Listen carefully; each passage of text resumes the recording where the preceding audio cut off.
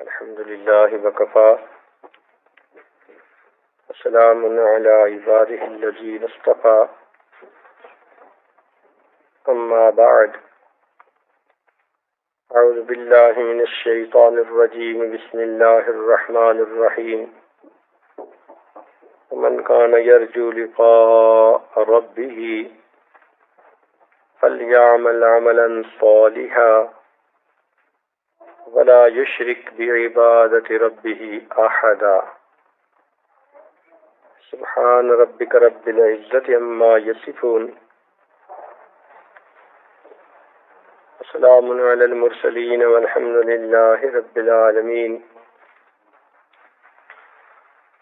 اللهم صل على سيدنا محمد وعلى آل سيدنا محمد وبارك وسلم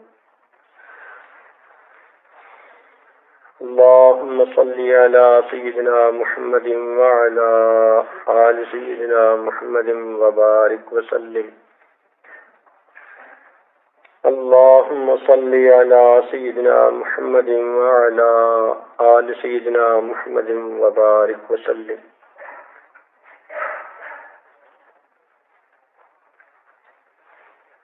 ہر کلمہ کو انسان یہ چاہتا ہے کہ میری اللہ رب العزت سے ملاقات اچھے طریقے سے ہو. یہ تمنا نیکوں کے دل میں بھی ہوتی ہے، گناہگاروں کے دل میں بھی ہوتی ہے، مردوں کے دل میں بھی ہوتی ہے، عورتوں کے دل میں بھی ہوتی ہے. کیونکہ اللہ رب العزت ہمارے خالق ہیں، مالک ہیں، رازق ہیں، پروردگار ہیں، اور قیامت کے دن ان کے ساتھ ملاقات ہونی ہے تو یہ چاہت دل میں ہوتی ہے کہ ہماری ملاقات اچھے طریقے سے ہو. دو ہی طریقے سے ملاقات ممکن ہوتی ہے، یا تو دوستوں کی طرح خوشی خوشی ملاقات کرنا، یا پھر ناراض آدمیوں کی طرح ایک دوسرے کے ساتھ ملاقات کرنا. تو مومن تو یہی چاہتا ہے کہ اللہ رب العزت سے ملاقات اس حال میں ہو کہ اللہ رب العزت ہم سے راضی ہوں. بلکہ جیسے طلحہ رضی اللہ تعالیٰ عنہ کو نبی علیہ السلام نے دعا دی تھی کہ اے اللہ، طلحہ کو قیامت کے دن اس طرح ملنا وہ آپ کو دیکھ کر مسکرائے اور آپ اس کو دیکھ کر مسکرائیں. تو یہی تمنا ہر مومن کے دل میں ہوتی ہے کہ ہمیں بھی قیامت کے دن اللہ رب العزت سے ایسی ملاقات نصیب ہو. تو قرآن مجید کی اس آیت میں اللہ تعالیٰ اس کا طریقہ بتلا رہے ہیں.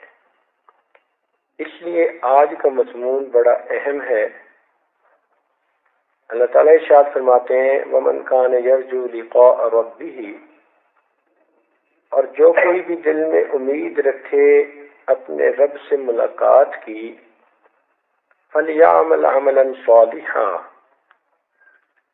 بس اس کو چاہیے کہ وہ نیک عمل کرے، وَلَا يُشْرِكْ بِعِبَادَةِ رَبِّهِ أَحَدًا، اور اپنے رب کی عبادت میں کسی کو شریک نہ کرے. تو دو باتیں بتائی ہیں جن پر عمل کر کے ہم اپنے پروردگار عالم سے اچھے انداز میں ملاقات کر سکتے ہیں. ان میں سے پہلی شرط نیک اعمال کرنا. تو مومن کو چاہیے کہ وہ ہر وقت نیک اعمال کرنے کی کوشش میں لگا رہے، نہ دن دیکھے نہ رات، نہ سردی نہ گرمی، ہر وقت نیکی کے لیے کمر بستہ رہے، جی بھر بھر کے نیکی کرے، نمازیں پڑھے، تلاوت کرے، ذکر کرے، اللہ رب العزت کے محبوب پر درود شریف پڑھے، سچ بولے، اچھے اخلاق اپنائے۔ عورت ہے تو اپنے بڑوں کی خدمت کرے، اپنے بچوں پہ شفقت کرے، پردے کا لحاظ کرے، یعنی جو بھی نیک کام شریعت نے بتائے ہیں ان کاموں میں ہر وقت لگی رہے۔ تو جب ساری زندگی نیک کاموں میں گزرے گی تو ایک شرط پوری ہو گئی، اور دوسری شرط فرمایا وَلَا يُشْرِكْ بِعِبَادَةِ رَبِّهِ أَحَدًا، اور اپنے رب کی عبادت میں کسی کو شریک نہ بنائے۔ یعنی اس کا مقصود یہ ہے کہ شرک نہ کرے۔ شرک دو طرح کا ہوتا ہے، ایک شرک جلی اور ایک شرک خفی۔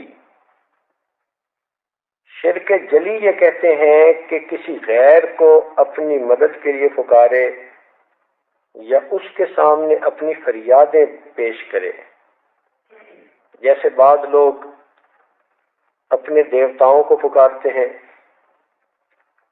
ہندو لوگ اپنے بتوں کو پکارتے ہیں، کوئی پیپل کی پوجا کرتا ہے، کوئی مورتیوں کی پوجا کرتا ہے، اور کچھ لوگ قبروں کی پوجا کرتے ہیں۔ تو ان ظاہری شرکیہ اعمال سے 100% بچنا یہ بھی ضروری ہے۔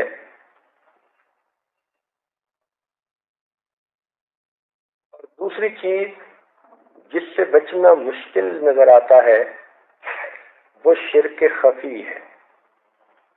شرک خفی کہتے ہیں چھپا ہوا شرک، کہ جس طرح انسان کے دل میں اللہ رب العزت کی محبت ہوتی ہے، اس طرح بسا اوقات انسان کے دل میں کسی مخلوق کی محبت آ جاتی ہے۔ دوست کی محبت آ گئی، کزن کی محبت آ گئی، اچھی شکل کی محبت آ گئی۔ اللہ تعالیٰ قرآن مجید میں فرماتے ہیں وَمِنَ النَّاسِ مَن يَتَّخِذُ أَندَادًا يُحِبُّونَهُمْ كَحُبِّ اللَّهِ، کہ لوگ ہیں جو اللہ تعالیٰ کے ساتھ شریک بنا لیتے ہیں اور ان سے اس طرح محبت کرتے ہیں جیسے اللہ سے محبت کی جاتی ہے۔ چنانچہ آپ دیکھیں گے کہ نوجوان لڑکے اور لڑکیاں نفسانی شیطانی محبتوں میں اس طرح ملوث ہو جاتے ہیں کہ ان کے دل پر ہر وقت مخلوق کی محبت چھائی ہوئی ہوتی ہے،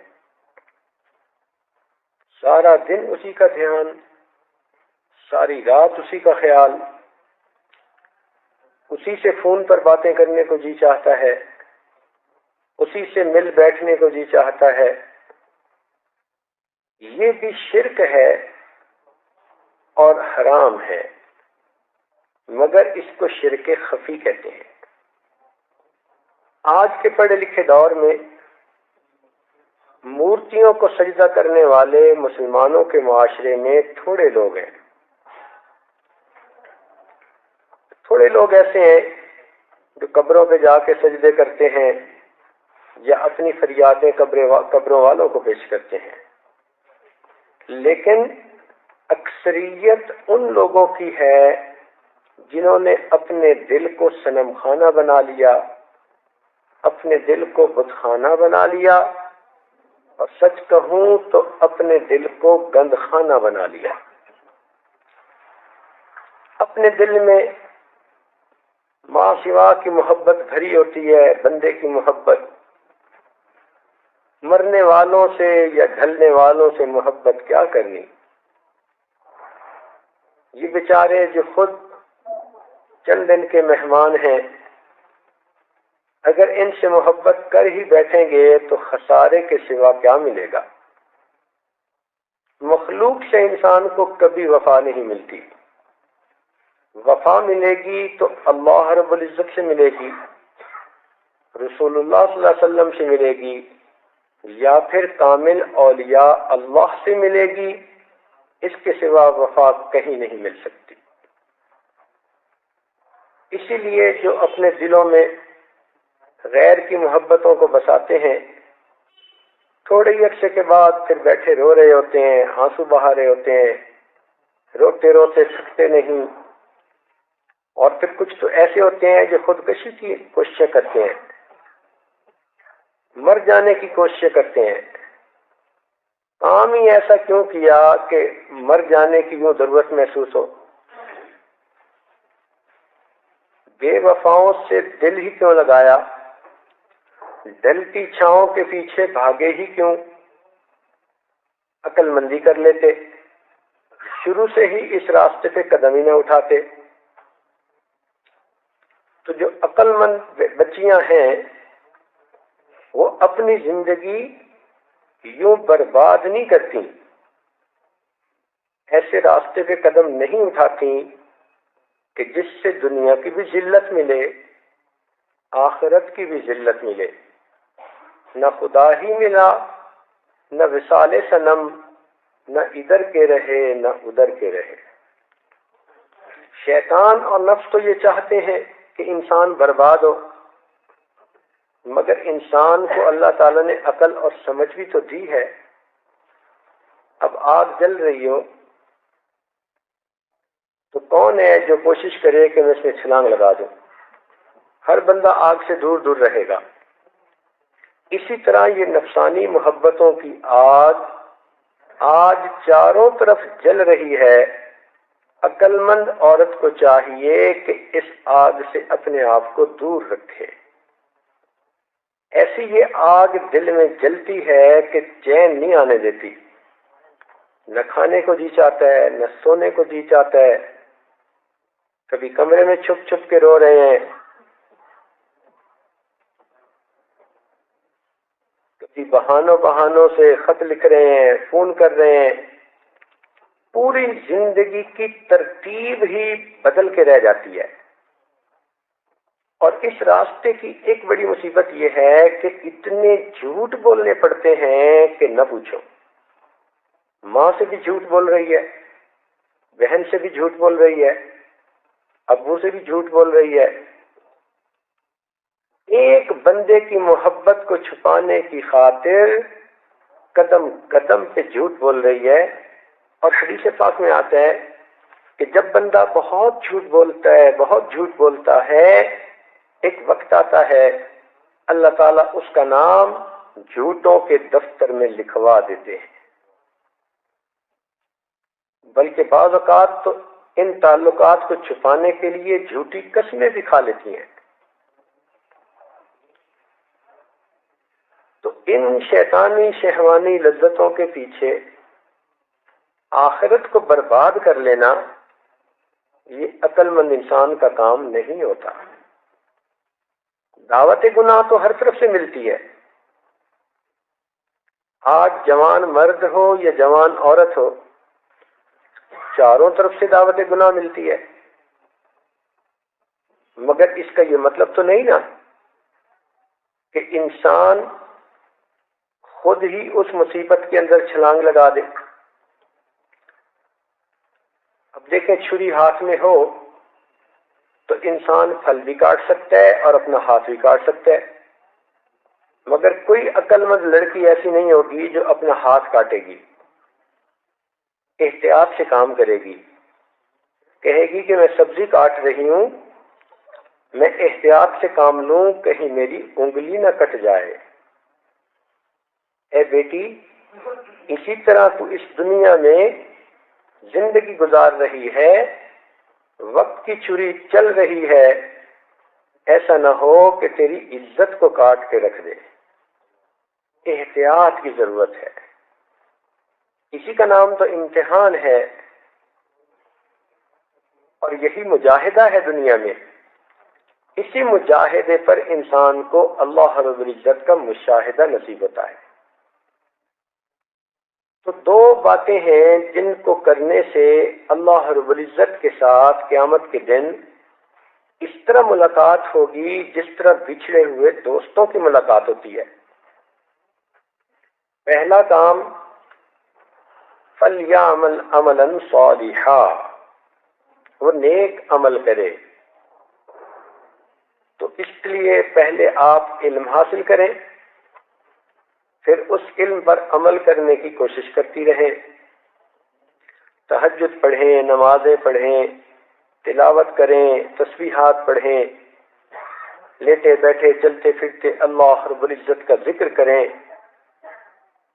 نیکی کو پوچھنا نہیں پڑتا، انسان کا دل بتا دیتا ہے۔ چنانچہ نبی علیہ الصلوۃ والسلام نے ارشاد فرمایا کہ جب کوئی کام کرتے ہوئے تیرے دل کی دھڑکن تیز ہو جائے اور تو اسے لوگوں سے چھپانا چاہے تو یہ علامت ہے کہ تو گناہ کا کام کر رہا ہے۔ اب دیکھیے کتنی آسان سی پہچان بتا دی۔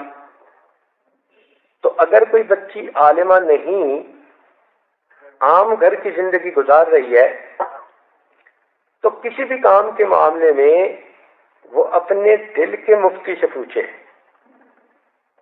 نبی اسلام نے فرمایا استفتق القلب، اپنے دل سے فتویٰ پوچھو، ولو افتاک المفتیون، اگر کسی موقع پر تمہیں مفتی جواب نہ دے سکیں تو تم دل کے مفتی سے جواب پوچھ لیا کرو۔ تو جب بھی کوئی کام کرتے ہوئے آپ کے دل میں کھٹک پیدا ہو، دل کہے کہ میں برا کر رہی ہوں، دل کہے کہ میں اچھا نہیں کر رہی، دل کہے کہ یہ غلط ہے، اور پھر انسان اس کام کو دوسروں سے چھپانا چاہے، تو جب یہ دو چیزیں مل جائیں تو آپ فیصلہ کر لیں کہ یہ گناہ کا کام ہے، اس گناہ کے کام سے آپ بچنے کی کوشش کریں، تو آپ اللہ تعالیٰ کی پیاری بندی بن سکیں گی۔ تو نیک عمل کرنا اور گناہوں سے بچنا، یہ پہلا قدم۔ اور دوسرا قدم یہ ہے کہ دل میں غیر کی محبت کو داخل ہی نہ ہونے دینا۔ جو نیک بچیاں ہوتی ہیں، جو سمجھدار بچیاں ہوتی ہیں، وہ جس طرح گھر کے دروازے بند کر کے رکھتی ہیں کہ کوئی چور ڈاکو اچکا نہ اندر داخل ہو جائے، اسی طرح وہ دل کے دروازے بھی بند کر کے رکھتی ہیں اور کسی چور ڈاکو اچکے کو دل میں داخل نہیں ہونے دیتی، چاہے وہ کلاس فیلو کی شکل میں ہو، کزن کی شکل میں ہو، پڑوسی کی شکل میں ہو، رشتہ دار کی شکل میں ہو، کسی شکل میں وہ دل میں داخل ہونا چاہے، آپ دل میں اسے مت داخل ہونے دیں۔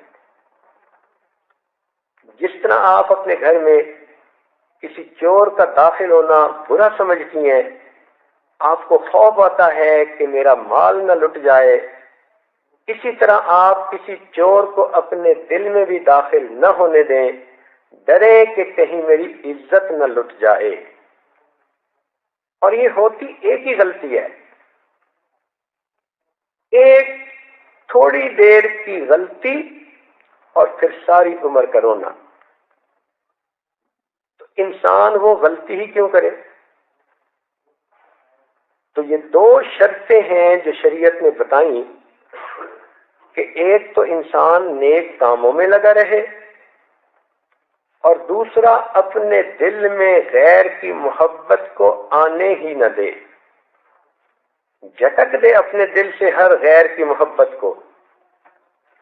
یہ دل اللہ رب العزت کی گزرگاہ ہے، اللہ تعالیٰ اس پر کسی غیر کی آمد کو پسند نہیں فرماتے۔ آپ یوں سمجھا کریں کہ ام حبیبہ رضی اللہ تعالی عنہا نے اپنے پیارے محبوب صلی اللہ علیہ وسلم کے بستر پر مشرک باپ کو بھی نہیں بیٹھنے دیا تھا کہ یہ میرے آقا اور میرے سردار کا بستر ہے۔ تو جس طرح انہوں نے مشرک کو محبوب کی جگہ پر بیٹھنے ہی نہ دیا اگرچہ وہ سگا باپ تھا، اسی طرح یہ آپ کا دل اللہ رب العزت کا گھر ہے، اس میں آپ کسی بھی غیر محرم کے تصور کو داخل بھی نہ ہونے دیں۔ اپنے آپ کو اس منحوس محبت سے بچا کے رکھیں. یہ عشق نہیں، یہ فسق ہے. اس سے اپنے آپ کو بچائیں، آپ کو دنیا آخرت کی سعادتیں مل جائیں گی. اکثر بچیوں کی زندگیاں جو برباد ہوتی ہیں وہ اس مصیبت کی وجہ سے برباد ہوتی ہیں. عورت کی زندگی میں اس سے بڑی غلطی اور کوئی نہیں ہو سکتی.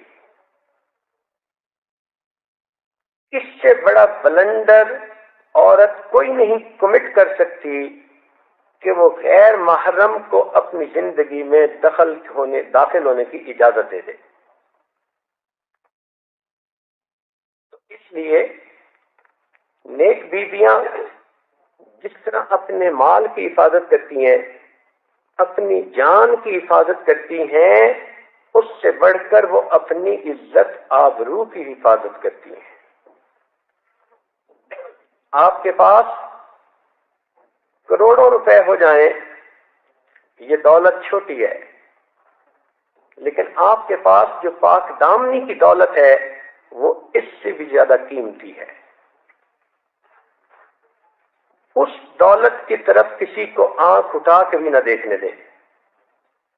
کسی کو جرت ہی نہ ہو سکے کہ وہ آپ کی طرف آنکھ اٹھا کے دیکھے یا للچائی ہوئی نظر دیکھے. جب تک آپ ڈھیلی نہیں ہوں گی اس وقت تک کوئی آپ کی طرف آنکھ اٹھا کے دیکھ بھی نہیں سکتا.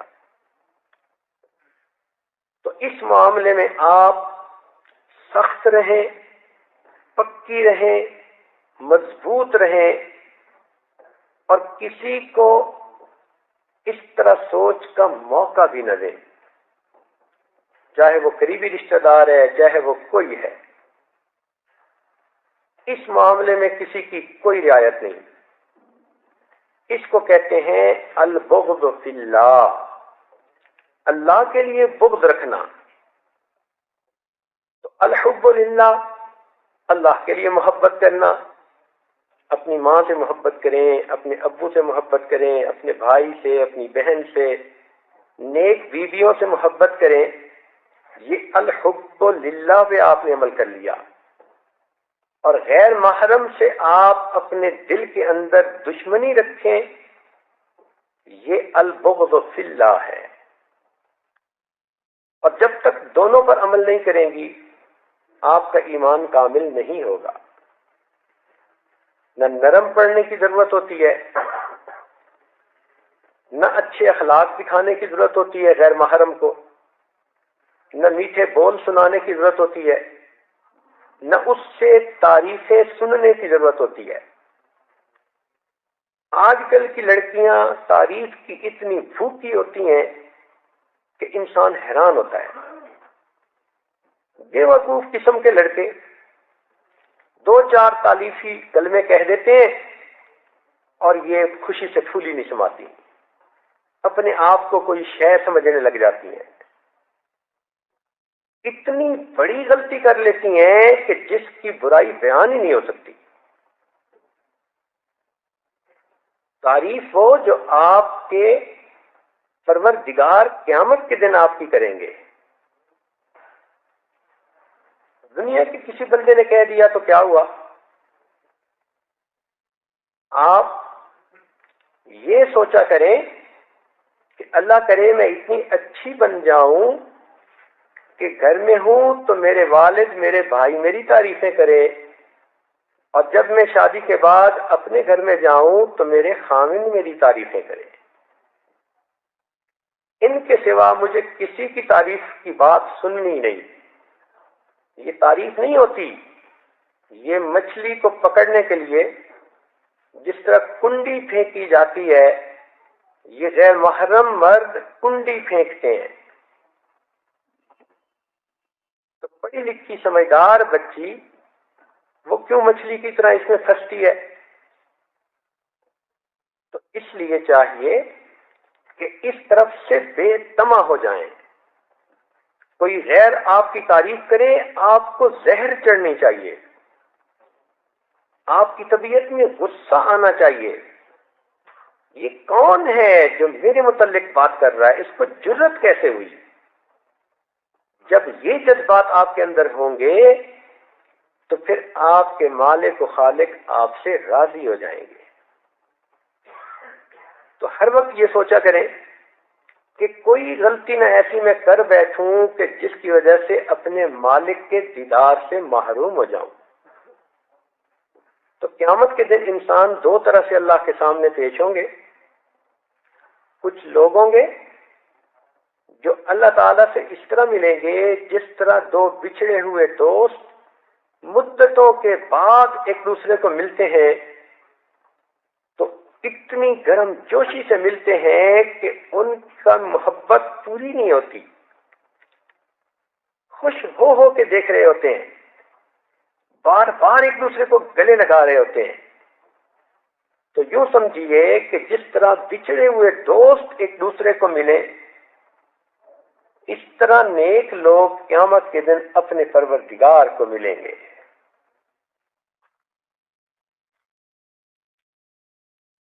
اور دوسرا طریقہ یہ ہوگا کہ جس طرح کوئی مجرم جرم کرتے ہوئے پکڑا جائے اور اسے حاکم کے سامنے پیش کیا جائے تو جو حالت اس مجرم کی ہوتی ہے، ندامت بھی ہوتی ہے، شرمندگی بھی ہوتی ہے، ڈر اور خوف بھی ہوتا ہے، پتہ نہیں کیا سزا ملے گی، اور اسے اس حاکم کا غصہ بھی دیکھنا ہوتا ہے۔ تو جس حالت میں یہ مجرم اس حاکم کے سامنے پیش ہو رہا ہوتا ہے، اسی طرح یہ گناہگار بندی قیامت کے دن اپنے پروردگار کے سامنے پیش کی جائے گی۔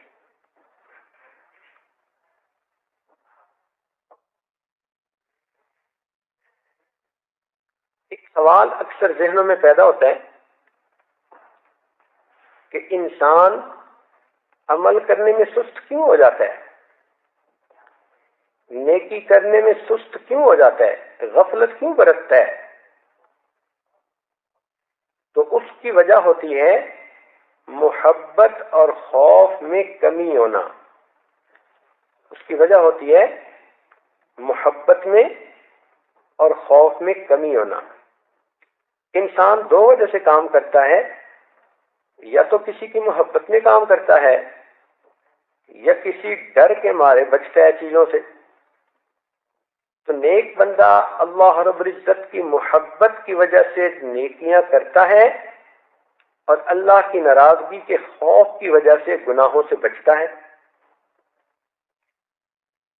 اگر ایک معذور بندے کو بتایا جائے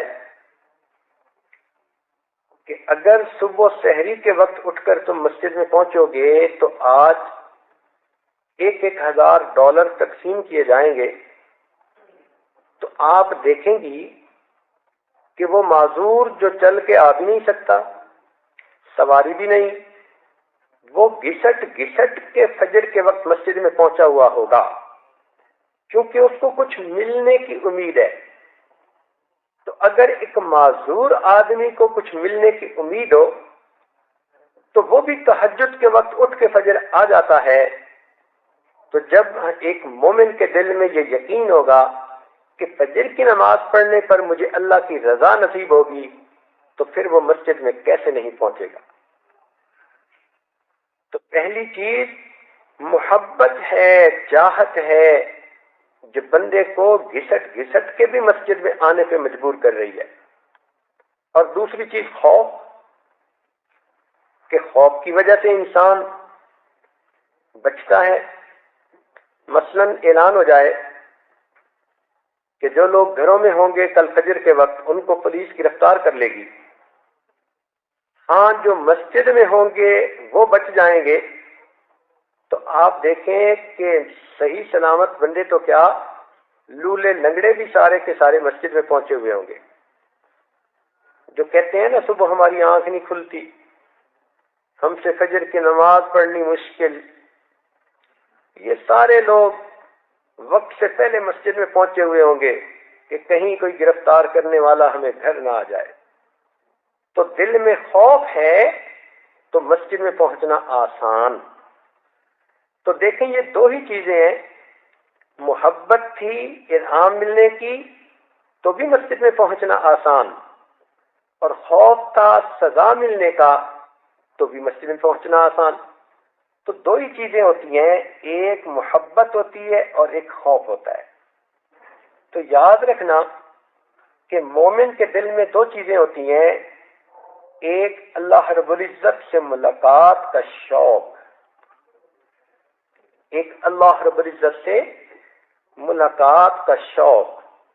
یہ ملاقات کا شوق ایسی نعمت ہے کہ اس کی وجہ سے انسان دوڑ دوڑ کے نیکیاں کرتا ہے، بھاگ بھاگ کے نیکیاں کرتا ہے، نیکی کر کر کے تھکتا ہے اور تھک تھک کے پھر نیکیاں کرتا ہے۔ یہ ملاقات کا شوق ہوتا ہے۔ اور ایک ہوتا ہے اللہ تعالیٰ کے سامنے پیشی کا خوف، اور اس خوف کی وجہ سے مومن گناہوں سے بچتا ہے، قریب بھی نہیں پھٹکتا کسی ایسے کام سے جس کے کرنے سے اللہ رب العزت ناراض ہو یا قیامت کے دن اس کو شرمندگی اٹھانی پڑے۔ اب ذرا ان دونوں کی تفصیل سن لیجئے۔ پہلی چیز ہے اللہ تعالیٰ سے ملاقات کا شوق۔ جب بھی محبوب سے ملاقات کی امید ہو، انسان بخوشی اس کے لیے تیار ہوتا ہے۔ عورتیں اس چیز کو اچھی طرح سمجھتی ہیں۔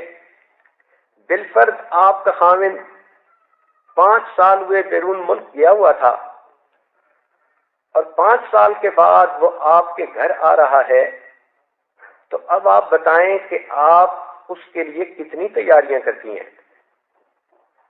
1 ہفتہ پہلے گھر صاف ہو رہا ہوتا ہے، کپڑے دھل رہے ہوتے ہیں، بچوں کو نہلا رہی ہوتی ہیں، خوشی خوشی سب کو بتا رہی ہوتی ہیں کہ فلاں تاریخ کو میرے میاں گھر آ رہے ہیں، اور اپنے دل کے اندر شوق مچل رہا ہوتا ہے، وقت دن گن رہی ہوتی ہیں، اور اس دن گھڑی دیکھ رہی ہوتی ہیں کب فلائٹ اترے گی، کب ہم ان کو لینے جائیں گے، کب وہ گھر آئیں گے، کب ہم مل کے بیٹھیں گے، اکٹھا کھانا کھائیں گے، میں انہیں یہ باتیں بھی سناؤں گی، یہ بھی بتاؤں گی۔ یہ کیا ہوتا ہے؟ یہ ملاقات کا شوق کہلاتا ہے۔ مومن کے دل میں بالکل اسی طرح اللہ رب العزت کے ساتھ ملاقات کا شوق ہوتا ہے، لہذا اس کے لیے وہ اپنی زندگی میں نیکیوں کا سرمایہ اکٹھا کر رہا ہوتا ہے تاکہ میں قیامت کے دن اللہ رب العزت کے سامنے دوست کی شکل میں پیش ہو جاؤں۔ جب محبت ہوتی ہے کسی سے تو انسان نے اگر اس کو کوئی چیز بھیجنی بھی ہو تو وہ کوشش کرتا ہے کہ اس کو ذرا خوبصورت بنا کر بھیجے۔ ہم نے دیکھا کہ جہاں نکاح ہونا ہوتا ہے وہاں پھلوں کی ٹوکری بھی بھیجنی ہو تو لوگ گفٹ پیک کر کے بھیجتے ہیں۔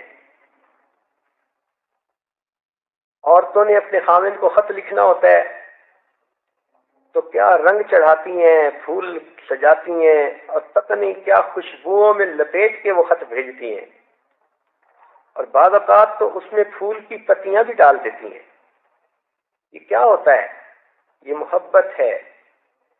جس طرح انسان دنیا میں اپنے محبوب کو کوئی چیز بھیجتا ہے تو گفٹ پیک کر کے بھیجتا ہے، اسی طرح اللہ کی نیک بندی دنیا میں جب نمازیں پڑھتی ہے تو ان کو خشوع و خضوع کے ساتھ گفٹ پیک کر کے اپنے اللہ کے حضور بھیج رہی ہوتی ہے۔ وہ سمجھتی ہے میں یکسوئی کی نمازیں پڑھوں گی، میں یکسوئی کے سجدے کروں گی، تسلی کی نمازیں پڑھوں گی، تو یہ میری نمازیں میری محبت کے غلاف میں پیک ہو کر میرے پروردگار کے حضور پیش کی جائیں گی۔ پھر وہ لمبے سجدے کرتی ہیں، پھر ان کا مصلے سے اٹھنے کو جی نہیں چاہتا، پھر ان کا قرآن شریف بند کرنے کو دل ہی نہیں چاہتا۔ یہ کیا ہے؟ یہ اللہ رب العزت کی محبت ہوتی ہے۔ محبوب سے ہم کلامی میں انسان کو ہمیشہ مزہ آتا ہے، لطف آتا ہے۔ اگر کسی ماں کا بیٹا باہر گیا ہوا ہو اور اس کا فون آ جائے تو ماں سوئی بھی ہوگی نا تو سب نیندیں اڑ جائیں گی اور محبت سے باتیں کر رہی ہوگی. ادھر سے بیٹا کہہ رہا ہے امی بس کریں آدھا گھنٹہ ہو گیا, اور امی صاحبہ کہتی ہیں میرے بیٹے بس ابھی 2 ہی تو باتیں کی ہیں میں نے. تو اس کا جی چاہتا ہے ماں کا کہ میں اپنے بیٹے سے باتیں کرتی ہی رہوں. جس کا خامد باہر ملک میں ہو, اگر 2 دن فون نہ آئے تو تیسرے دن پہلی بات ہوتی ہے 2 دن آپ نے فون ہی نہیں کیا, میں انتظار کرتی رہی. تو جس طرح دنیا میں محبوب سے بات کرنے کی خواہش ہوتی ہے, چاہت ہوتی ہے, اس کا انتظار ہوتا ہے, اسی طرح مومن یہ سمجھتا ہے کہ میں جب قرآن مجید کی تلاوت کروں گا تو یہ اللہ رب العزت سے میری ہم کلامی ہوگی, لہذا وہ قرآن مجید کی تلاوت کے لیے موقعوں کو تلاش کرتا ہے. نیک بیویاں گھر کے کاموں کو جلدی سمیٹتی ہیں, بس میں جلدی سے کاموں سے فارغ ہو جاؤں, میں کپڑے دھو لوں, میں کچن سے فارغ ہو جاؤں, میں بچوں کو تیار کر لوں تاکہ میں مصلی پہ بیٹھ کے تسلی کے ساتھ قرآن پڑھ لوں, میں نمازیں پڑھ لوں. یہ نماز حقیقت میں اللہ تعالیٰ سے ملاقات ہے. حدیث پاک میں آتا ہے کہ مومن آدمی جب نماز پڑھتا ہے اور کہتے ہیں الحمدللہ رب العالمین, تو اس کے جواب میں اللہ تعالیٰ فرماتے ہیں حمدنی عبدی, میرے بندے نے میری تعریفیں کی. تو دیکھیں سورہ فاتحہ کی ایک ایک آیت پر اللہ تعالیٰ کی طرف سے جواب آتا ہے. تو یہ ہم کلامی کے مزے ہوتے ہیں. اس لیے ہمیشہ نماز پڑھنے کا شوق ہوتا ہے مومن کو, تلاوت کا شوق ہوتا ہے, مصلی پہ بیٹھنے کا شوق ہوتا ہے. آپ ایک بات بتائیں کہ آپ کے خامد پردیس میں ہیں اور انہوں نے آپ کو مہینے کا خرچہ بھیجنا ہوتا ہے, تو منی آرڈر وصول کرنے کا آپ کو کتنا انتظار رہتا ہے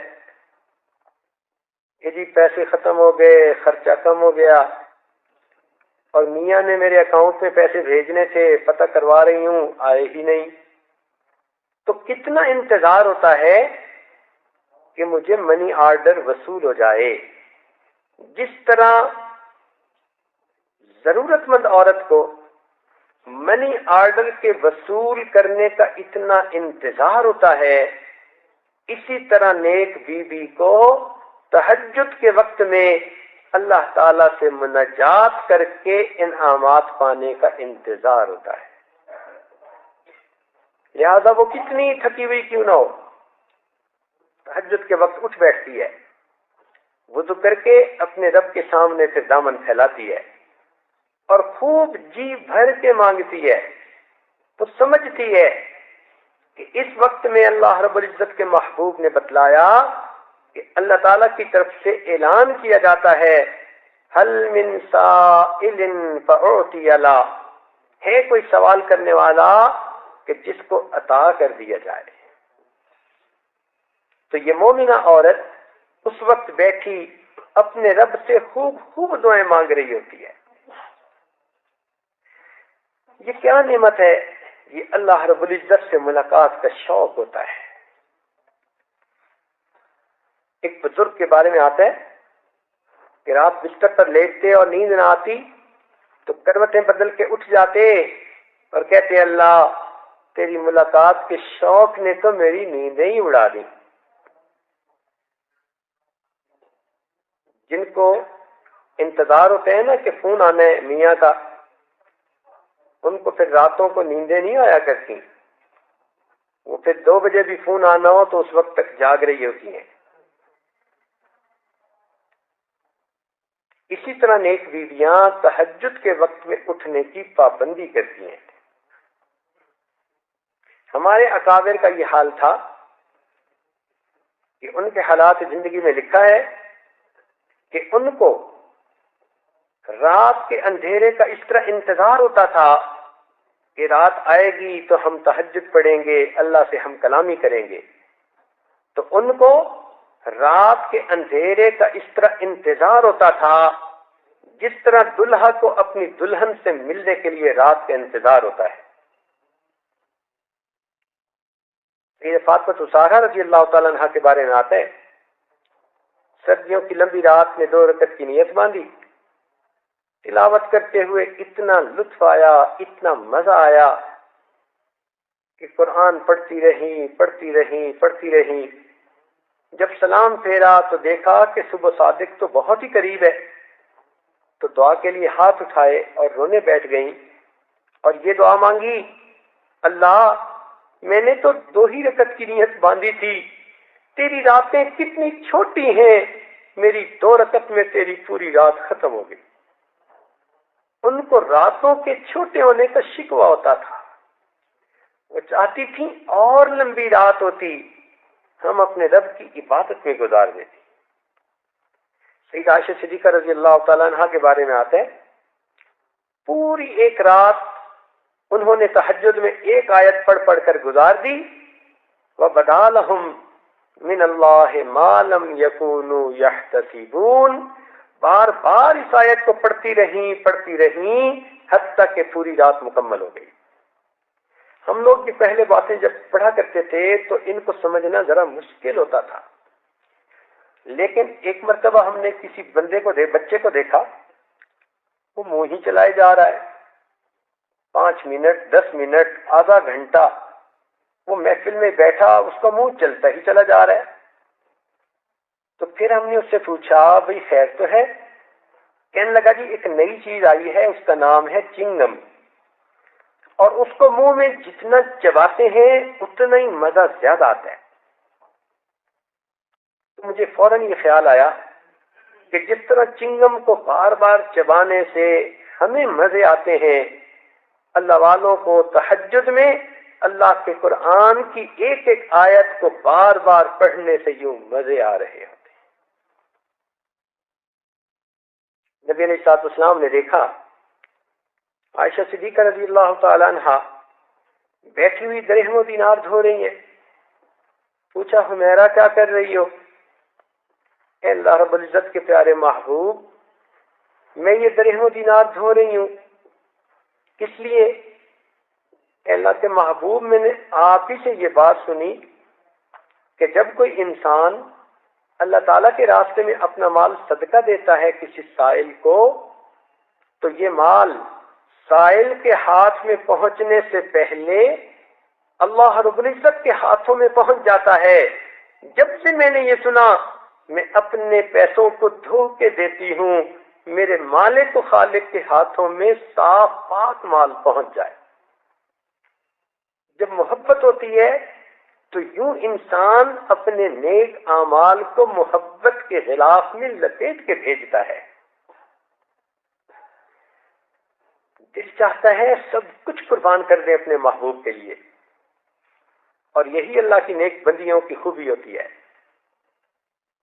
چنانچہ سیدہ خنسا رضی اللہ تعالیٰ عنہ ایک صحابی ہیں، 4 بیٹے تھے، چاروں کو نصیحت کرتی تھیں کہ بیٹا جب تم بڑے ہونا تو اللہ تعالیٰ کے راستے میں تم جہاد کرنا اور شہید ہو جانا۔ تو بیٹے نے پوچھا کہ امی آپ کیوں ایسا کہتی ہیں؟ فرمانے لگی بیٹے میں اس لیے کہتی ہوں کہ کل قیامت کے دن جب اعلان ہوگا شہیدوں کی مائیں کہاں ہیں، تو مجھے اپنے مالک و خالق کے سامنے اس وقت پیش ہونے کی سعادت نصیب ہو جائے گی۔ یہ نیک مائیں تھیں جو گود میں پلنے والے بچوں کو بھی اس طرح دین کی خاطر قربانیوں کے لیے تیار کر رہی ہوتی تھی۔ حدیث پاک میں آتا ہے ایک مرتبہ نبی علیہ الصلوۃ والسلام نے جہاد کے لیے تیاری کے اعلان فرما دیا۔ مدینہ طیبہ کے ہر گھر میں تیاری ہو رہی ہے، عورتیں اپنے محرم مردوں کے سامان تیار کر رہی ہیں، ان کی گٹھڑیاں باندھ رہی ہیں، ان کے اوزار ان کو تیار کر کے دے رہی ہیں، ہر گھر میں تیاری ہو رہی ہے۔ ایک مدینہ طیبہ کا گھر ایسا ہے جہاں پر ایک نوجوان عورت بیٹھی ہوئی رو رہی ہے، اس لیے کہ اس کا خامد پہلے جہاد میں شہید ہو گیا، گھر میں کوئی محرم مرد نہیں، یہ ہے، اور اس کا ایک چھوٹا دودھ پیتا بیٹا ہے۔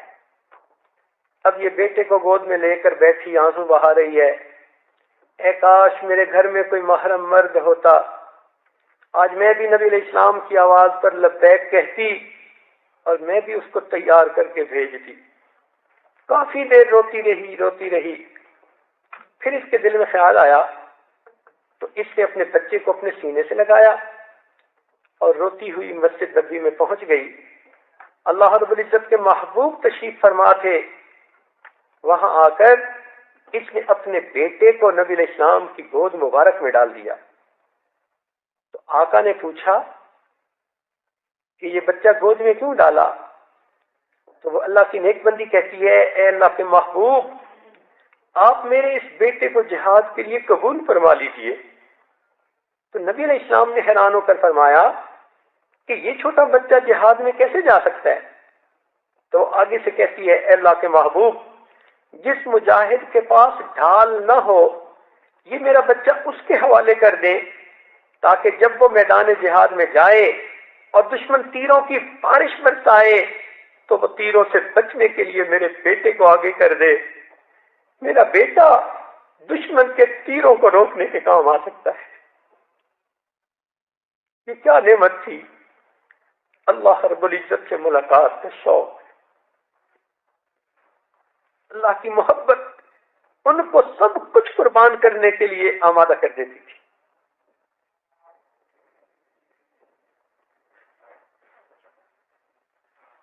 ان کی زندگی عبادتوں میں گزرتی تھی۔ چنانچہ ایک تابعیہ ہیں حفصہ بنت سیرین، امام ابن سیری رحمت اللہ علیہ کی بہن، اتنی بڑی نیک عورت تھی کہ ان کے بعد ایک مرتبہ کسی نے پوچھا، وقت کے قاضی تھے ایاس بن معاویہ، ان سے کہ آپ کی نظر میں اس وقت سب سے زیادہ نیکوکار کون ہے؟ تو انہوں نے کہا کہ حفصہ بنت سیرین۔ اس نے کہا کہ کیا حسن بصری سے بھی زیادہ؟ تو وہ فرمانے لگے کہ اگر میری رائے پوچھو تو میں حفصہ بنت سیرین کو حسن بصری پہ بھی فضیلت دیتا ہوں۔ گو کہ حسن بصری رحمت اللہ علیہ کا مقام بہت اونچا تھا، مگر اتنا تو اندازہ ہوتا ہے نا کہ یہ کتنی نیک تھی۔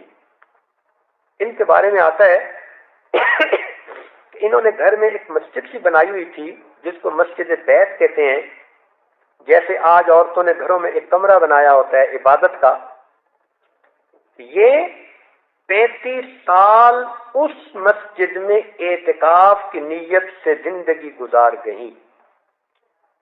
کوئی ضرورت ہوتی وضو کی یا کوئی اور تو باہر آتی اور باقی وقت وہیں بیٹھ کر اللہ کا قرآن پڑھتی یا پڑھاتی رہتی۔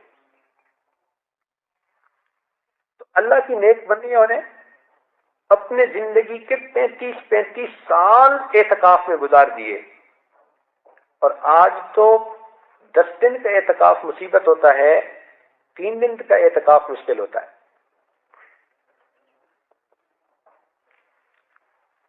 تو اللہ رب العزت کے ساتھ ملاقات کا شوق۔ ایک بزرگ فرماتے ہیں، میں نے ایک باندی خریدی،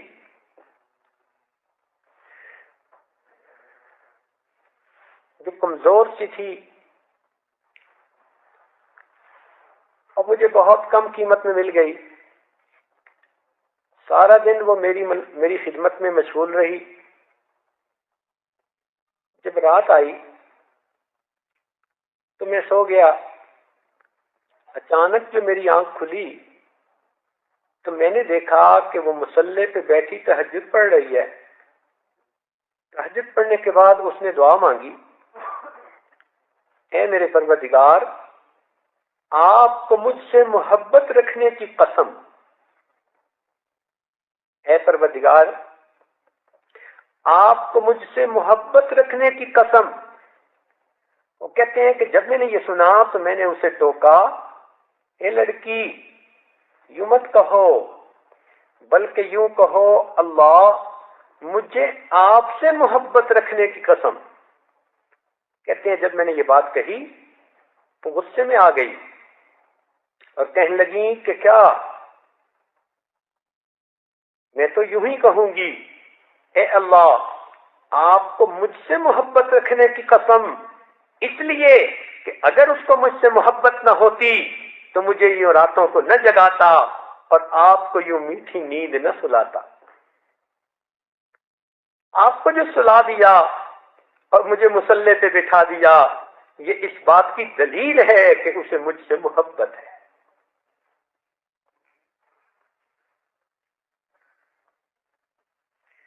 ایک نیک بیوی کے بارے میں آتا ہے، روزانہ عشاء کے بعد نہاتی، اچھے کپڑے پہنتی، خوشبو لگاتی، خوب تیار ہوتی اور اپنے خاوند کے پاس آ کر پوچھتی کیا آپ کو میری ضرورت ہے؟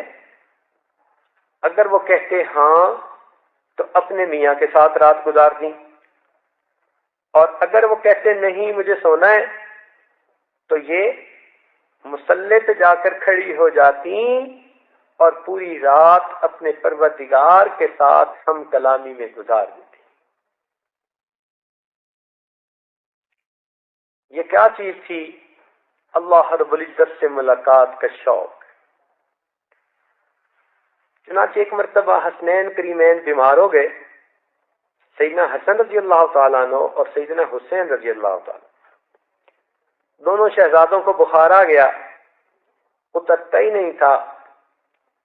چنانچہ سیدنا علی رضی اللہ عنہ اور سیدہ فاطمہ الزہرا رضی اللہ تعالیٰ عنہ دونوں نے نیت کر لی، منت مان لی، نظر مانی، اللہ ہمارے ان بچوں کا بخار دور ہو جائے تو ہم 3 روزے رکھیں گے۔ جب بھی کوئی منت مانی جائے تو اس کا پورا کرنا واجب ہوتا ہے۔ اللہ تعالیٰ نے بچوں کو صحت دے دی، چنانچہ اب دونوں میاں بیوی نے روزہ رکھا۔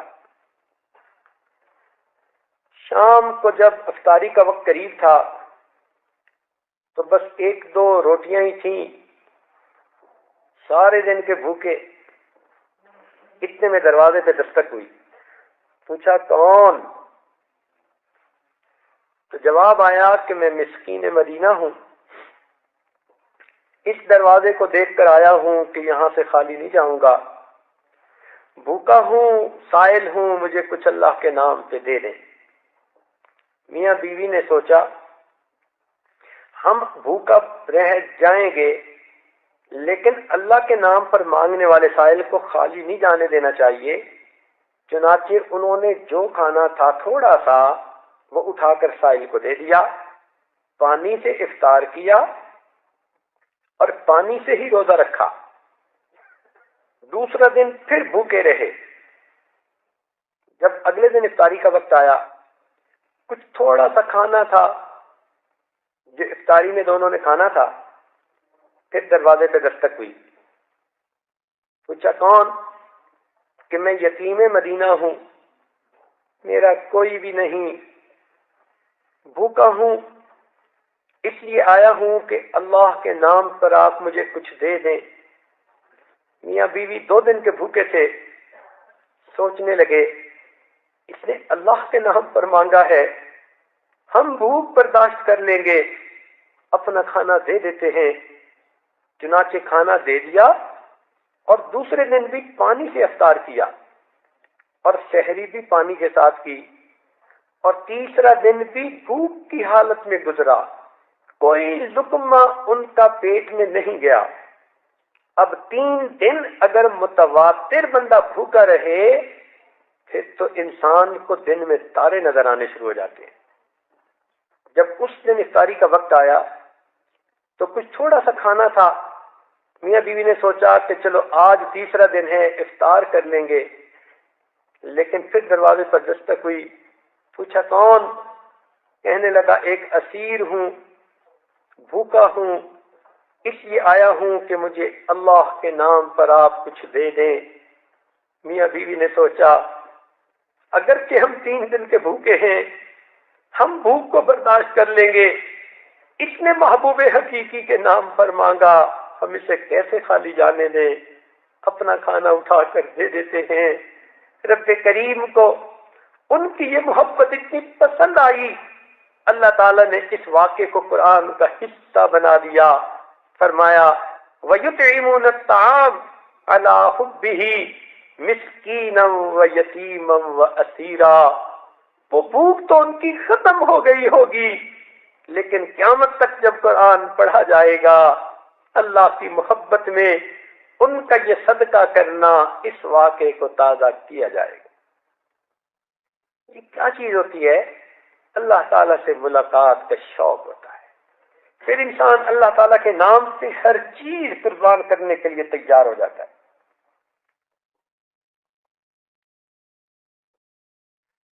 اسی لیے رابعہ بصریہ سارا دن اور ساری رات اللہ تعالیٰ کی عبادت میں گزار دیتی۔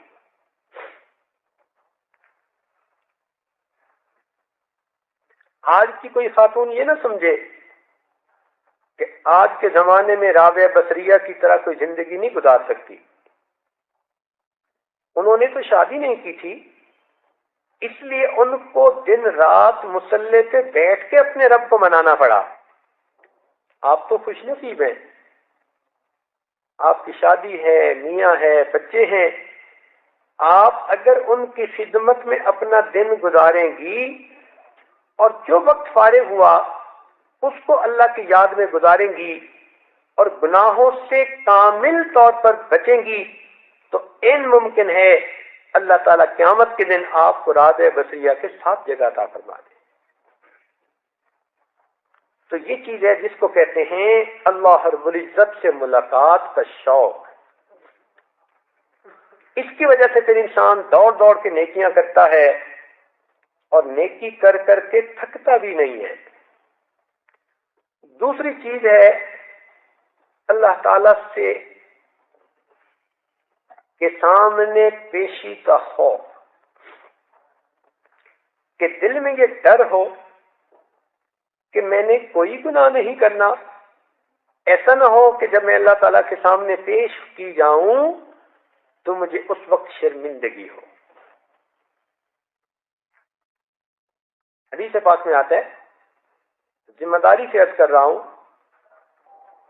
کہ جو عورت دنیا میں بے پردہ گلی بازاروں میں پھرتی ہوگی، غیر محرموں کے سامنے آتی ہوگی، قیامت کے دن جب یہ عورت اللہ رب العزت کے سامنے پیش کی جائے گی تو اس کا جو لباس ہوگا وہ اتر جائے گا اور اللہ تعالیٰ اپنی رحمت کی نظر اس سے ہٹا لیں گے۔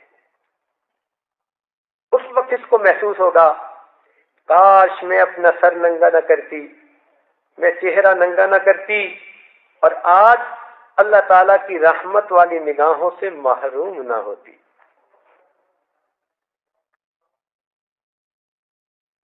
تو جس نے دنیا میں گناہ کیے ہوں گے ان کو قیامت کے دن اللہ رب العزت کے سامنے جاتے ہوئے شرمندگی ہوگی۔ سنیے قرآن عظیم الشان، اللہ تعالیٰ ارشاد فرماتے وَلَوْ تَرَىٰ إِذِ الْمُجْرِمُونَ نَاكِسُو رُءُوسِهِمْ عِنْدَ رَبِّهِمْ، اور اگر آپ دیکھیں ان مجرموں کو جن کے سر جھکے ہوئے ہیں، شرم کے مارے نگاہیں اٹھا نہیں سکتے، اپنے رب کے سامنے کھڑے ہونے پر ان کو شرمندگی ہے۔ دنیا میں وہ کفر کرتے رہے، شرک کرتے رہے، گناہ کرتے رہے، آج اپنے رب کے سامنے جب پیش ہوئے تو شرم سے نگاہیں جھکی ہوئی ہیں، اور پھر کیا کہتے ہیں؟ ربنا، اے ہمارے پروردگار، ابصرنا وسمعنا، ہم نے سب کچھ آنکھوں سے دیکھ بھی لیا، کانوں سے سن بھی لیا، فرجعنا، ہمیں ایک مرتبہ پھر دنیا میں لوٹا دے، نعمل صالحا، ہم نیک عمل جا کر کریں گے، انا موقنون، اب ہمیں پکا یقین آ گیا۔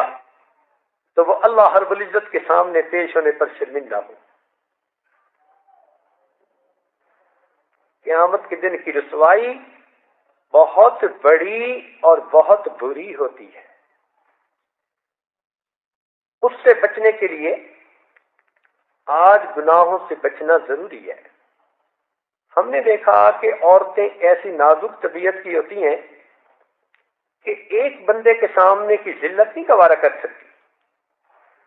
بیوی اپنے خاوند کو کہے گی آپ مجھے الگ کمرے میں جھڑک بھی لیں گے تو میں برداشت کر جاؤں گی، لوگوں کے سامنے مجھے تیز نگاہوں سے نہ دیکھا کریں. آپ لوگوں کے سامنے کیوں مجھے گھور رہے تھے؟ تو دیکھیں، لوگوں کے سامنے خاوند کا تیز نظروں سے دیکھنا بھی اسے تیر کی طرح لگتا ہے. یہ کہتی ہے کہ تنہائی میں مجھے ڈانٹ بھی لیں گے تو میں سن لوں گی، لوگوں کے سامنے نہ ایسا کیا کریں. تو دیکھو اس خاتون کو لوگوں کے سامنے کی بے عزتی کتنی بری لگتی ہے. اے بہن، اگر آج دو عورتوں کے سامنے کی بے عزتی تجھے اتنی بری لگتی ہے تو کل قیامت کے دن تو ساری مخلوق کے سامنے بے عزت کر دی جائے. جب نام اعمال کو کھول دیا جائے گا اس وقت کتنی شرمندگی ہوگی. اس لیے ایک باندھی تھی تو ہمسائے میں ایک قصاب نوجوان رہتا تھا جس کی اس پر بری نظر تھی. یہ باندھی کسی کام کے لیے ذرا گئی تو اس قصاب نے دیکھا کہ اکیلی ہے، تنہائی ہے، تو وہ بھی اس کے پاس پہنچ گیا اور جا کر اس کو پکڑ لیا اور کہنے لگا کہ مجھے تم سے بہت زیادہ محبت ہے، میں تمہارے بغیر رہ نہیں سکتا، آج موقع ملا تو میں تم سے ملاقات کرنا چاہتا ہوں. تو باندی نے آگے سے جواب دیا کہ دیکھو، جتنا تمہیں مجھ سے محبت ہے مجھے اس سے زیادہ تمہارے ساتھ محبت ہے، مگر میں قیامت کے دن کی رسوائی سے ڈرتی ہوں، میں اپنے خالق کو مالک کو ناراض نہیں کر سکتی. اتنے خلوص کے ساتھ اس نے یہ بات کہی کہ اس نوجوان کے دل پر اللہ رب العزت کے جلال کا ظہور ہوا اور اس نے وعدہ کیا میں آج کے بعد گناہوں بھری زندگی کو چھوڑ دوں گا. تو ہر وقت ذہن میں یہ رہے کہ نفس تو کہتا ہے کہ میں یہ کر لوں، مگر نہیں، میں اپنے اللہ سے ڈرتی ہوں. اکثر و بیشتر آپ اپنے نفس کو یہ الفاظ سنایا کریں. جب بھی نفس آپ کے سامنے کسی گناہ کو مزین کر کے پیش کرے، اس سے باتیں کرو فون پر، یہ الٹا سیدھا لٹریچر پڑھو، سکرین کے تماشے دیکھو، گانے سنو، مخلوط محفلوں میں جاؤ. جب بھی اس قسم کی شرارت نفس کے اندر ظاہر ہو تو فوراً اس کو یہ کہا کریں کہ یہ تمہارے مشورے تمہارے پاس رہیں، میں تو اپنے اللہ سے ڈرتی ہوں. تو جب بھی شیطان آپ کو مشورے دے، نفس آپ کو مشورے دے، یا کسی انسان کی شکل میں چھپا ہوا شیطان آپ کو مشورے دے کہ آپ مجھے بہت اچھی لگتی ہیں، تو آپ ہمیشہ آگے سے کہا کریں میں اپنے اللہ سے ڈرتی ہوں، میں قیامت کے دن اپنے رب کے سامنے مجرمہ بن کے پیش نہیں ہونا چاہتی. میں نہیں چاہتی کہ میں قیامت کے دن اللہ کے سامنے جاؤں اور اللہ تعالیٰ میری طرف سے اپنا چہرہ ہی پھیر لے. قیامت کے دن کی ذلت بہت بڑی اور بہت بری ہے. آج تو ہم 2 کلو کا بوجھ نہیں اٹھا سکتے اپنے سر پہ. قیامت کے دن یہ گناہوں کے جو پہاڑوں جیسا بوجھ ہوگا یہ ہم اپنے سر پہ کیسے اٹھائیں گے؟ اللہ تعالیٰ کے سامنے پیشی کا خوف ہو طبیعت میں. یہی خوف تھا سیدنا صدیق اکبر کے دل میں کہ میں قیامت کے دن اللہ کے سامنے کیسے پیش ہوں گا. جو یار غار تھے، جو محبوب کے رازدار تھے، ان کا یہ حال تھا کہ بیٹھ کے روتے اور کہتے اے کاش مجھے میری ماں نے جنا ہی نہ ہوتا، اے کاش میں کسی مومن کے بدن کا بال ہوتا، اے کاش میں کوئی گھاس کا تن کا ہوتا۔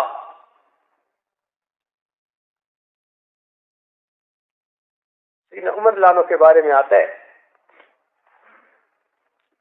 کہ نبی علیہ السلام نے ان کے بارے میں فرمایا لو کان بعدی نبی لکان عمر، اگر میرے بعد بالفرض کوئی نبی آنا ہوتا تو عمر کو اللہ نے وہ صفات دی تھیں کہ یہ نبی ہوتے تھے۔ اور ایک حدیث پاک میں فرمایا کہ عمر جس راستے سے گزرتا ہے شیطان اس راستے کو ہی چھوڑ جاتا ہے۔ ایسی بزرگ شخصیت، مگر ان پر بھی اللہ تعالیٰ کے سامنے پیشی کا اتنا خوف تھا کہ کتابوں میں لکھا ہے جب ان کی شہادت کا وقت قریب آیا، زخمی ہو گئے، ایک صحابی کو بلا کر وصیت کی کہ جب میری روح پرواز کر جائے جلدی نہلا دینا، جلدی کفنا دینا اور جلدی دفنا دینا۔ تو اس صحابی نے کہا امیر المومنین ہم جلدی کریں گے، مگر اتنا جلدی کرنے پر آپ تاکید کیوں کر رہے ہیں؟ تو عمر لانو نے آگے سے جواب دیا کہ میں اس لیے جلدی کی تاکید کر رہا ہوں کہ اگر اللہ رب العزت مجھ سے راضی ہوئے تو تم مجھے جلدی اللہ سے ملا دینا، اور اگر وہ مجھ سے ناراض ہوئے تو تم میرا بوجھ اپنے کندھوں سے جلدی اتار دینا۔ عمر کے انجام کو تو اللہ بہتر جانتا ہے۔ اتنا ان کو ڈر ہوتا تھا اپنے رب کے سامنے پیش ہونے کا۔ حسن بصری رحمۃ اللہ علیہ کے بارے میں آتا ہے کہ جب چل کے آتے تو ان کے دل پہ اللہ تعالیٰ کا ایسا خوف ہوتا تھا کہ یوں محسوس ہوتا یہ وہ نوجوان ہے جو ابھی اپنے باپ کو قبرستان میں دفن کر کے واپس آ رہا ہے۔ رابعہ بصریہ کے سامنے کسی نے بھنا ہوا گوشت پیش کیا، بنا ہوا مرغا پیش کیا، تو رابعہ بصریہ نے اسے دیکھا تو رونے لگ گئی۔ اس نے پوچھا اماں کیوں رو رہی ہو؟ کہنے لگی بیٹا مجھ سے تو یہ مرغا ہی اچھا۔ انہوں نے پوچھا وہ کیسے؟ کہنے لگی ایسے کہ اس مرغے کو پہلے ذبح کیا گیا، اس کی جان نکالی گئی، پھر اسے آگ کے اوپر بھونا گیا، اور اگر قیامت کے دن رابعہ کے گناہ معاف نہ کیے گئے تو اسے تو جہنم کی آگ میں زندہ بھونا جائے گا۔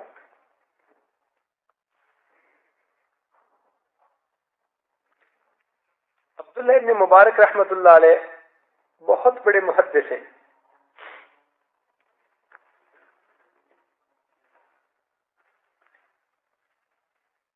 ان کے بارے میں محدثین نے بہت اچھے اچھے الفاظ کہے، بلکہ ایک محدث نے تو یہاں تک لکھا کہ میں نے عبداللہ ابن مبارک کے زندگی کے دن رات کو کئی سال تک دیکھا، مجھے ان کی زندگی میں اور صحابہ کرام کی زندگی میں کوئی فرق نظر نہیں آتا سوائے ایک فرق کے کہ صحابہ نے نبی علیہ السلام کا دیدار کیا تھا اور انہوں نے نبی علیہ السلام کا دیدار نہیں کیا، باقی زندگیوں میں کوئی فرق نظر نہیں آتا۔ ایسی زندگی، ان کا یہ حال کہ جب درس حدیث دیتے تو 40,000 طلباء ایک وقت میں ان کا درس سنتے۔ ساؤنڈ سسٹم تو ہوتا نہیں تھا، تو یہ جب حدیث پڑھاتے تو لوگ ان کی حدیث سن کر آگے پہنچاتے، وہ آگے پہنچاتے جیسے مکبر ہوتے ہیں نماز میں، تو اسی طرح لوگ ان کی حدیث کو آگے سناتے۔ تو کتابوں میں لکھا ہے ایک مرتبہ ان لوگوں کی تعداد جو مکبر سے گنی گئی تو ان کی تعداد 1200 نکلی. تو 1200 بندے اگر حدیث کو آگے سنا رہے ہیں تو مجمع کتنا بڑا ہوگا؟ تو 40 ہزار لوگوں کو ایک وقت میں حدیث سناتے تھے. اتنے بڑے شیخ جب ان کی وفات کا وقت قریب آیا تو اپنے شاگردوں کو کہا کہ مجھے چارپائی سے اٹھا کر نیچے زمین پہ لٹا دو. شاگرد تو پہلے جھجک گئے، دوبارہ حکم دیا، چنانچہ انہوں نے زمین پر لٹا دیا. نیچے قالین تو ہوتے نہیں تھے، مٹی تھی. شاگردوں کی چیخیں نکل گئیں. کیا دیکھتے ہیں کہ عبداللہ ابن مبارک رحمت اللہ علیہ اپنے سفید بالوں کو، داڑھی کو پکڑ کر اپنا رخسار زمین سے رگڑ رہے ہیں اور یہ دعا کر رہے ہیں، اللہ عبداللہ کے بڑھاپے پر رحم فرما. یہ نہیں کہا اللہ میں بڑا محدث ہوں، نہیں کہا کہ میری وجہ سے سینکڑوں لوگوں کی زندگیاں بدلی، نہیں کہا کہ میں نے بڑی تہجد کی نمازیں پڑھی. اپنا کوئی عمل اپنے رب کے سامنے پیش نہیں کیا، بس اتنا کہا اللہ عبداللہ کے بڑھاپے پہ رحم فرما. سفید بالوں کو پکڑ کے اس کی لاج رکھنے کے لیے فریاد کر رہے ہیں.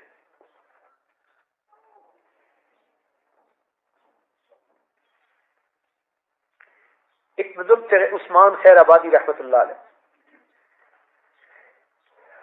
ان کی دکان تھی بقالہ کی، اور اس زمانے میں چاندی کے روپے ہوتے تھے. وہ چاندی کے روپے جب زیادہ عرصہ ہاتھوں میں رہتے تو ان کے اوپر کی لکھائی گھس جاتی تھی، تو ان کو کہتے تھے کہ یہ کھوٹا سکہ ہے. ان کی عادت عجیب تھی کہ ان کے پاس کوئی کھوٹا سکہ لے کر آتا تو وہ اس کو لے لیتے اور گاہک کو سودا دے دیتے. ساری زندگی ان کا یہ معمول رہا، سکے لے لیتے اور سودا دے دیتے. جب ان کی وفات کا وقت قریب آیا تو بستر پر لیٹے ہوئے تھے. اچانک ان کے دل میں کیا خیال آیا کہ وہ بستر پر اٹھ کر بیٹھ گئے اور اپنے اللہ کے سامنے دعا کے لیے ہاتھ اٹھائے اور دعا مانگتے ہوئے یہ کہنے لگے، اللہ میں ساری زندگی تیرے بندوں سے کھوٹے سکوں کو قبول کرتا رہا، اللہ تو بھی میرے کھوٹے عملوں کو قبول فرما لے. اے اللہ میں ساری زندگی تیرے بندوں سے کھوٹے سکوں کو قبول کرتا رہا، اللہ تو بھی میرے کھوٹے عملوں کو قبول فرما لے. یہ وہ لوگ تھے جن کے دلوں میں اللہ کے سامنے پیشی کا خوف ہوتا تھا.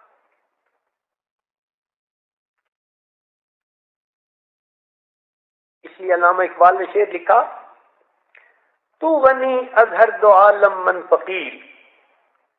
اللہ آپ دو عالم سے غنی ہیں اور میں فقیر ہوں. روز محشر عذرہائے من پذیر. اللہ قیامت کے دن میرے عذروں کو قبول کر لینا، گر تمہیں بینی حسابم ناگزیر. اللہ اگر آپ یہ فیصلہ کر لیں کہ میرا حساب ضرور ہی لینا ہے، از نگاہ مصطفیٰ پنہا بگیر. اللہ مصطفیٰ کریم کی نگاہوں سے میرا حساب اوجھل لینا، مجھے ان کے سامنے شرمندگی نہ ہو. میرے آقا مدنی کیا کہیں گے، یہ میری کیسی بیٹی تھی، دنیا میں بے پردہ پھرتی رہی، اپنی عزت و ناموس کو لٹاتی پھری، اپنے خاوند کے ساتھ خیانت کرتی پھری، فرض نمازوں کو چھوڑتی رہی، حرام حلال کی کوئی پرواہ نہیں کرتی تھی. اس نے میرے تہجد کی آنکھوں کی لاج نہ رکھی. وہ میرے بارے میں کیا سوچیں گے. اللہ پھر آقا کریم مصطفیٰ کریم کی نگاہوں سے میرا حساب اوجھل لے لینا. آپ خود سوچیں، اگر قیامت کے دن آپ اللہ رب العزت کے حضور پیش ہوں اور اللہ تعالیٰ آپ کے سامنے یہ چوائس رکھے کہ میری بندی تم جیسی زندگی گزار کے آئی ہو چھپے گناہ کرنے والی، اب ہم تمہیں دو اختیار دیتے ہیں، یا تو تم جہنم میں چلی جاؤ، اور ورنہ ہم تمہاری زندگی کی خفیہ وقت حالات کی تصویر تمہارے محرم مردوں کے سامنے چلاتے ہیں۔ تو سوچیں کتنی عورتیں ایسی ہوں گی جو معافیاں مانگے گی، اللہ ہماری تصویر ہمارے محرم مردوں کو نہ دکھانا، ہماری زندگی کی فلم نہ چلانا، ہم جہنم میں چلی جاتی ہیں۔ اگر ایسی زندگی ہے تو پھر کیوں نہ ہم آج اپنے رب سے معافی مانگ لیں۔ اللہ رب العزت نے ہمیں رمضان کا موقع دے دیا، ویسے بھی آج 27 کی رات آنے والی ہے، خوب جی بھر کے عبادت کریں اور آج کی رات جاگ کے اپنے رب کو منا لیں۔ زندگی گزر گئی راتوں کو سوتے ہوئے، بہت نیندیں پوری کر لی، آج کی رات اپنے رب کو منانے میں لگا دیں۔ جیسے کسی کے پاؤں پکڑ کے کوئی بیٹھ جاتا ہے اور کہتا ہے کہ بس آپ مجھے معاف کر دے، آج اپنے رب کے سامنے بیٹھ جائیں اور کہیں میرے اللہ بس آج آپ مجھے معاف کر دیں، اپنے رب کو منا لیجئے۔ یہ مغفرت، یہ آگ سے آزادی کا اشرا ہے۔ اللہ رب العزت ہمیں آگ سے آزادی نصیب فرما دے۔ ہم جتنا مانگیں گے پروردگار اس سے بڑھ کر ہمیں دیں گے۔